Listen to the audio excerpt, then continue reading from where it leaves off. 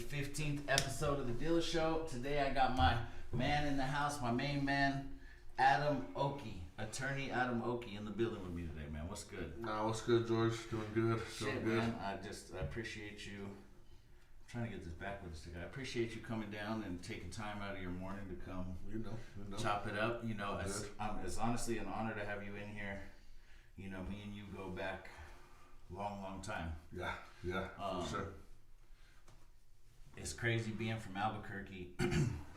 Adam Oakey was a name that was, you know, synonymous with the streets growing up. Me being younger and kind of watching that generation, you know, you were a bad dude, you know, and I'm just, when I say you were a bad dude, I don't mean you were a bad guy. I mean, you know, you were Billy Badass, you know what I mean? And I think everybody around knew that. So it's so crazy for me to now see where your life has come to becoming a lawyer. I appreciate that. And, you know, let me congratulate you on that, on all your successes and turning your life around. Thank you. I appreciate that. You know, let's talk about that. How's the transition been for you? The transition's been great. You know, wonderful thing. You know, the transition has helped me to survive. And to live to today. Yeah, absolutely. You know, because you know, the way things were and the way things are, there's only a few things that are going to happen. Yeah, and you can't live that life forever. No.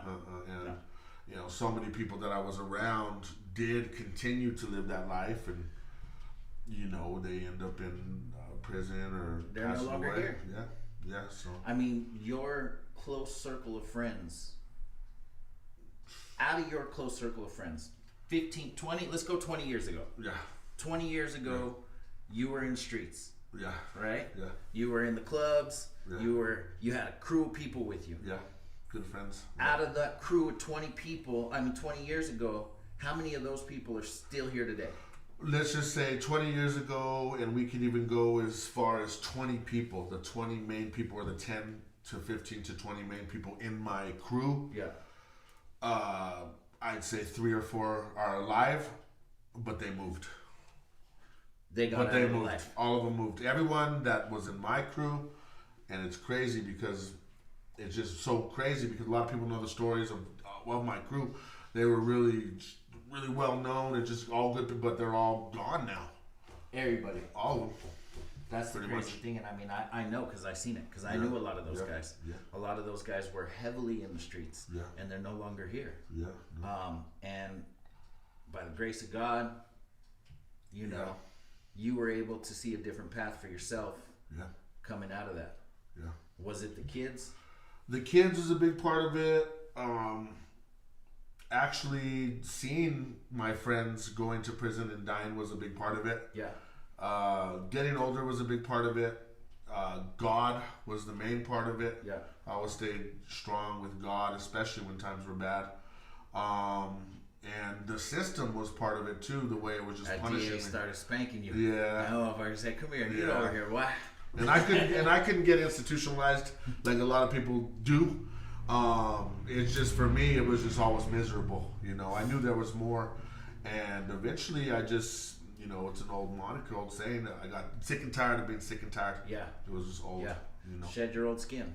I had to. Onto new chapters. And you've talked to me, you know, through the years. Like, you know, we've known each other. And you've gone through your share of tragedy and adversity. All kinds of shit. And we've talked. Yeah. And you've actually, you know, spit some wisdom at me, which has helped me. That was Big G coming through. Big G and you and talking to me about how you handled Big G and Anthony and you know, like death and all that stuff has hit me different in life. Like I just have encountered a lot of situations where I lost a lot of people that were close to me. And the one thing that I really learned is you just got to keep going. You know, you're here, you're gonna be here. You still have other people that are looking towards you or for your help, and you got to keep going. You know, I know a lot of people, and the other side to that is I saw a lot of people that gave up. In that same situation where they lost somebody and they gave up. You know, and they use that as an excuse to get drunk every day, or to do drugs, or to lean on whatever it is, you know, but use that as an excuse, as a crutch to not keep going. And then one thing that I hear, like, you know, kind of behind it when you say keep going is get going right away. Right away. You can't pause your life for 3 months, 6 months, and mourn for 6 months. You can't. You got to take it on the chin and keep going. So with that being said, it's all that those talks have helped me a little bit, and for sure. You just keep going. Yeah, just keep going. And you've got your other friends and family and the people below you, the kids and whoever it is, and eventually your day's gonna come. I think you are a prime example of goal setting, putting your mind to something and making it happen. Yeah. Your black belt jiu-jitsu. Yeah. That isn't something you can accomplish without saying, I'm going to do this. Yeah, that's true. But it's that simple at the same time. Yeah. It's that simple as making up your mind and saying, I'm gonna fucking do this. And you did it. Yeah. Over and over and over again. And you continue to do it. Yeah. I just, everybody has a different idea of success. And that word is really broad. And for me, one thing that made me feel good is accomplishing things, not just nothing, to me, things that would actually help change my life. Right. And like you brought up jiu-jitsu, and jiu-jitsu was the first thing. Well, the very first thing that I accomplished was I got my physical personal trainer license. That was the first thing I ever did. I didn't graduate high school. Yeah. And so I felt like a failure in that regard. And I kept trying to go back to college. Couldn't really do good there. I kept missing all kinds of bad. Yeah. Real bad. And this was in my early 20s, and then I got my personal trainer license. But then I was doing jiu-jitsu really since I was like 17. But yeah, that was a really big, hard accomplishment, and it took like 11, 12 years to do. But yeah, the truth is really what I did is jiu-jitsu was the main one. It was, I said, I'm gonna do it because really I had failed at so many other things. Yeah. But then I realized, boom, I accomplished that. That was a really huge thing. It was that step. It was a big step. You set the goal, and you knocked it down. And then after that, I knew law school could happen. Yeah. I knew jiu-jitsu was 12 years. Yeah. I said, college is only 4 years. I said, that's really nothing. And then law school, only 3 years. That's 7. That's still only half the time I spent jiu-jitsu. Jiu-jitsu, you get beat up every day. You can't walk. And I'm like, here I get to go to class and raise my hand and meet people. And it actually became easy after doing the jiu-jitsu route. And there's many things that you could do. Really, what it's come down to is just be the best you can at anything you do in life. You got to go hard. My dad used to tell me, I don't care if you work at Circle K, you be the best fucking Circle K worker they got. Well, then what you'll end up being is you'll probably be the manager. Then you'll be working up in corporate. And then so if you do the best at everything, you know, some people that kick back and, you know, they don't do their best every day. And I think Masvidal just said it, you know. You want to go to the club on Thursday, you want to go to the club on Friday, you want to go to the club on Saturday. Then Monday, everybody's outperforming you. Yeah. And you're wondering, why am I not getting this raise? Because you ain't putting your life into it. You ain't putting that work in. You ain't putting the work in. The work comes every day. And you definitely put the work in. I appreciate that. Over the years, you know, coming from the streets of Albuquerque, I know you've seen a lot of crazy shit, you know, like knee deep in the streets. Yeah. You know, so it's, like I said, it's just such a blessing to see someone that been shot, been stabbed, was in the streets with drugs, you know, life really on a dead end path. Sit here today, Christian man, kids, lawyer, attorney. How is it being an attorney in Albuquerque? We got some characters out here, so you know what I mean. Being an attorney is funny. It's a blessing because I get to help people every day. It's definitely a challenge because, you know, we got to take on, you know, of course I have my own life and challenges and problems, but, you know, my job is to basically take somebody else's problem and fix it. Right. So it's definitely a challenge because you see people out there very low in life when they're doing bad. You know, I'm also a counselor, a friend, all that stuff at the same time that I'm their attorney. It's a challenging job, but it's very rewarding. Sure. So I'm glad that I did it, and it's you know, I'm in the, you know, I got billboards and stuff like that, so it's kind of crazy because it's an interesting ride because of my past. I have different people view me differently. I'll tell you know, it's crazy. I'm sure for a lot of people to know that name that was synonymous with the streets, to drive down the street and see the fucking billboard. Yeah, they're like, oh shit, this guy's got on the TV now. I just saw this guy's commercial. Yeah, you know, it's been a wild ride because I don't know. You know, really, one of the thing is everybody in our life. You know, they say don't worry about what other people think. Yeah. Just do your own thing. Yeah. I'm actually a little bit different than that. Sure. And I'm like this: prove them all wrong. Right. If you got your doubters, you got your haters, you got people who are going to tell you ain't going to be able to do this, just prove them wrong. That's it. Because usually what they're saying about you is your worst nightmare anyways. You got to use that as fuel. That is fuel. You got to use that as fuel. You got to let that burn. Instead of just letting that make you upset, you got to turn that into, okay, I'm going to show this person. And then you get them, and this is the funny part, you get them even more upset. Now there you go. Oh, heated, mad. You got a lot of haters on the internet. Yeah, Let's talk about that. You got a lot of people that come at you on the internet for different things. We do got a lot of people coming at me on the internet, you know, but I'm actually, you know, trolling back a little bit. And I think that that's the beauty of what you're doing is that you're such a from the street person. There's not a lot of attorneys that somebody could go and hire that have been through what you've been through. Yeah. A lot of the attorneys out here never been in the system, never been on that other side. They never dealt with, the injustices of the justice system, like you have, right? Yeah. No. One of the stories that you've talked about was the cops going into the wrong house to get you, and you really couldn't fight for yourself because it was just at a point where you just had to kind of take a situation and before it turned into something worse for you. Yeah. Right? Yeah. But that was the system you got played. You know what I mean? Yeah. And it's like you've seen how this thing could do you dirty without representation. So to have you be from the streets and for the people, I think that's like the most dynamic thing about this whole situation. Yeah. You know what I mean? You've really been there. Yeah. Yeah, and I talk to my clients about that, and a lot of them I actually know from, you know, when I was out there, you know, on the streets doing that stuff. And it's amazing the trust that they give me because I've actually been there, done that, and overcame that. Yeah. I mean, they trust me with their lives, and I'm honored to be able to help these people. I think I'm doing pretty good out there. It's interesting, you know, and the stories I get about them talking to other. I'm a lawyer, and I can barely stand talking to other lawyers. Right. I'm just like you're not the run-of-the-mill lawyer. Well, yeah, because they talk different. You know, they don't talk like regular people. But the problem is they don't know when to tone it down. Right.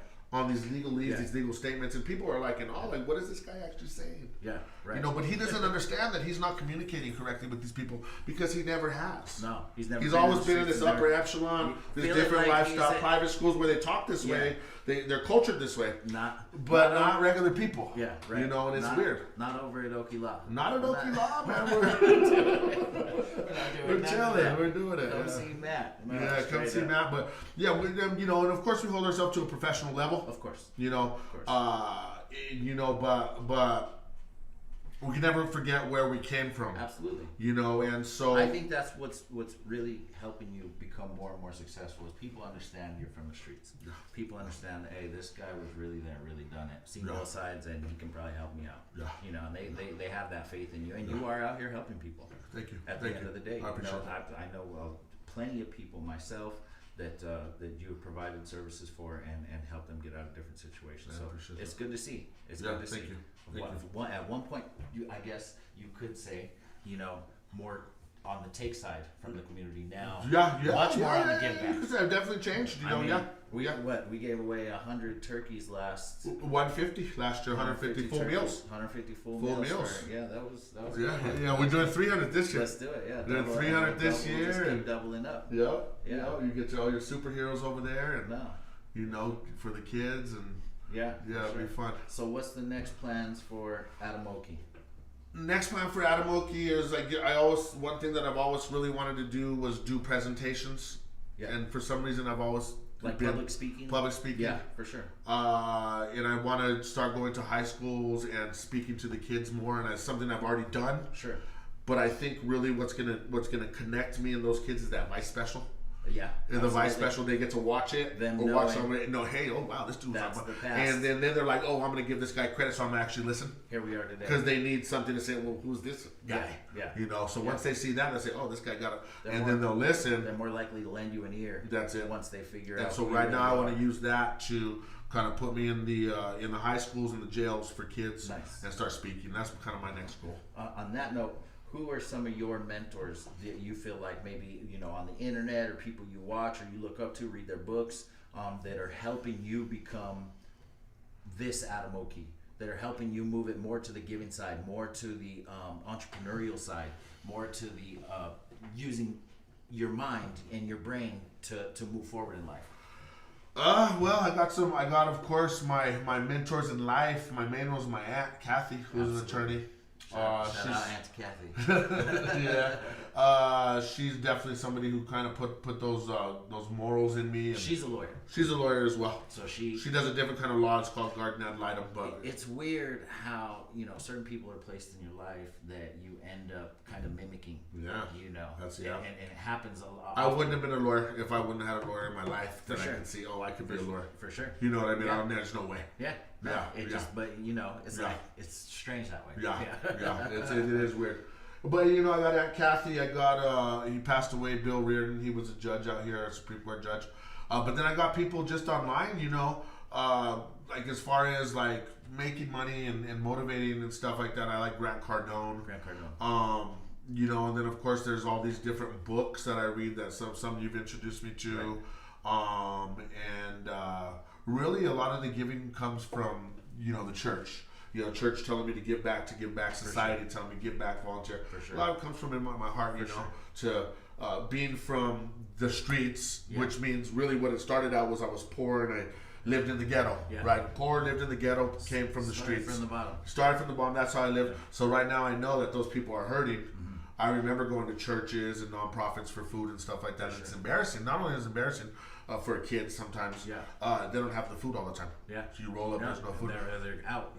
So my experiences really made me want to give back, and you know, that's why Thanksgiving is my number one. Is the best one. Absolutely, is the best one. Dress up, kids come through, get free food. You got middle-aged Wolverine in there. You got 100 people. Yeah, no, that's. So what did we have last year? The tacos. Oh, we had the birria tacos. Yeah, those are super. That was on hit too. Those are on fire. Dabbling in the real estate a little bit. Dabbling in real estate. Just, you know, look for properties to basically do some real estate contracts on, and you can rent them, you can flip them.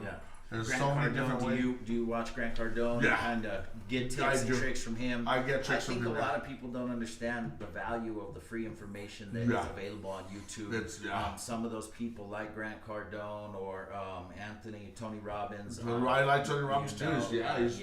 A lot of audiobooks and stuff that are available out there that people just don't ever look at, that have these tips and tricks that could get you rich. Well, maybe it's that, because when I used to watch Tony Robbins when I was younger, I thought he was kind of like a weirdo. You know, and I didn't believe it. It was like all, and I think a lot of people are still in that stage in their head where these guys are just like fake. You know, it's a scam. They're fake. I'm not listening to these guys. Some of them are fake. Some of them are real. You got to check their credentials. But the ones and even if they're fake, if they're giving good information, I don't care. I'll watch information. If it works for me, I get it. If it doesn't, I don't use it. I mean, I went to see Tony Robbins in Dallas, and there was like thousands. Was it amazing? It was cool. Pretty awesome. It was cool. It was you know. Did you stay after to do the meeting to get the, it was different mentoring? No, actually, it's a funny story. I got yelled at for leaving. Oh, you got taken off. But my homies with Post Malone were like, "Yo, we're coming through New Mexico. You know, are you gonna be there?" So I was like, "Man, I was in Dallas, so I flew back and came and kicked in, and I was like, I bought you this ticket, and you left." No. I thought Tony Robbins yelled at you. Oh no, Tony Robbins going in. No. Excuse me, sir. I was there with Tony. I would have kicked it. You know.